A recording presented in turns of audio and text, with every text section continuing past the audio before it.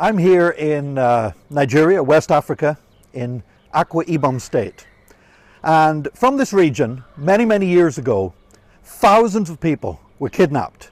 They were taken from their homes, they were ripped away from their families, and they were transported in cruel and inhumane conditions across the North Atlantic to work as slaves in the British colonies, in the sugar plantations. Today, we rightfully look back on that incident and that time as being one of the darkest stains on Western civilization. The reason why that was stopped was because of born-again Christians, including a man called Wilberforce, who stood up for the very principle that human rights must be extended to all. There were people at that time that spoke eloquently about human rights, but they really just meant human rights for white Europeans. Wilberforce declared, no, if man is made in the image of God, then the human rights must extend to everybody. Now, I look back on Wilberforce's campaign as one of the high points of the last 2,000 years of church history. And today, in Ireland, we face our own Wilberforce moment.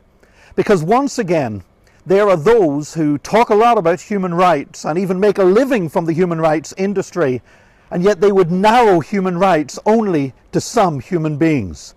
And it's vitally important that we stand up at this time and say that human rights apply to all, irrespective of race, irrespective of gender, irrespective of where somebody is in their stage of human development.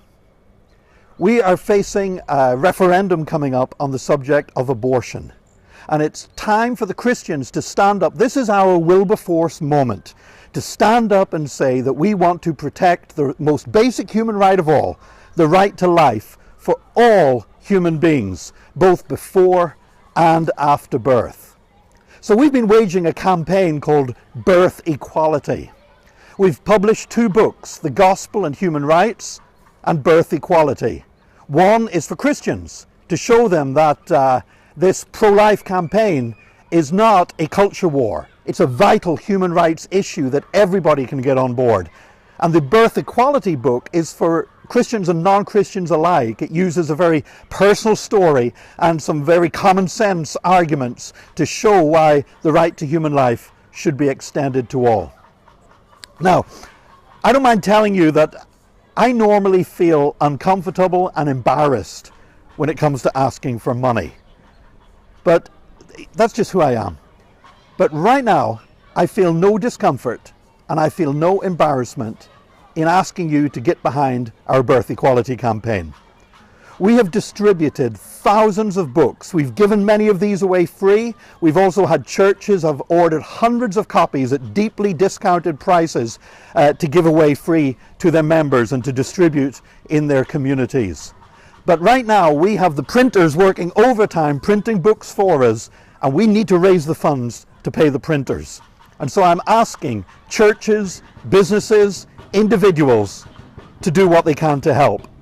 We've got a fundraising site for Birth Equality set up. If you go to ifundraise.ie, you can make direct donations there, or you can organize a fundraising campaign. You could do a sponsored silence, a sponsored walk, a sponsored parachute jump, and get your donors to give through the ifundraise.ie portal. We would ask you to get behind this. Help us to make a difference. This is our Wilberforce moment, and we need to grasp it with both hands.